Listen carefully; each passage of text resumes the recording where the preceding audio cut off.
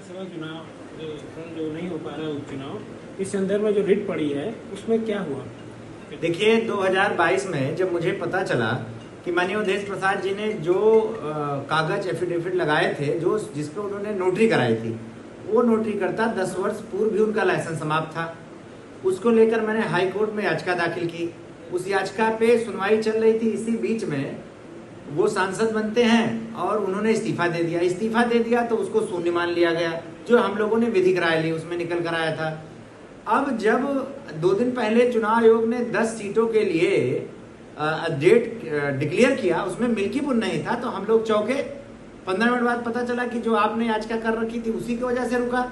हम लोग रातों रात लखनऊ भाग के आए, कागज तैयार हुआ। कल मैंने याचिका वापसी के लिए मैंने आवेदन दे दिया। आज उस पर डेट मिल गई थी, आज याचिका वापस हो जाती। जैसे हमारा नंबर आया, मेरे अधिवक्तागण जैसे पहुंचे बहस करने के, अपनी बात रखने के लिए, तब तक मैंने देखा 1 दर्जन वकील समाजवादी द्वारा, अवधेश जी द्वारा भेज दिया गया और इस बात पे बहस होने लगी कि याचिका आप पैसे वापस नहीं ले सकते।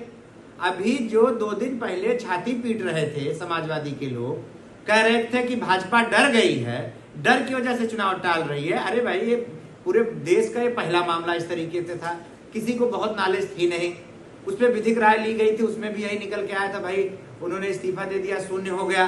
जब हम आज पर्चा वापस लेने गए, हमने मुकदमा किया और आज ने इस्तीफा दे दिया, तो इतने बड़े 1 दर्जन वकील भेजने का क्या मतलब है? इससे दिखता है कहीं ना कहीं समाजवादी पार्टी इस चुनाव को लेट कराना चाहती है और वो काफी डर गई है। नहीं तो हमारे उच्च पदाधिकारीगण चुनाव आयोग से उन्होंने बात कर ली थी, उसी डेट पे चुनाव होने की बात हो गई थी, सब कुछ सही चल रहा था। पर जो पेच आज समाजवादी द्वारा फंसाया गया, ये काफी दुर्भाग्यपूर्ण रहा, निंदनीय रहा। जो बात बड़ी बड़ी करते थे कि मिल्कीपुर में भाजपा डर गई है, भाजपा डरी वरी नहीं है। समाजवादी पार्टी बुरी तरीके से डर गई है, पूरा उनका नेतृत्व डर गया है। निश्चित रूप में भारतीय जनता पार्टी वहां बहुत बड़े वोटों से जीत कर आएगी।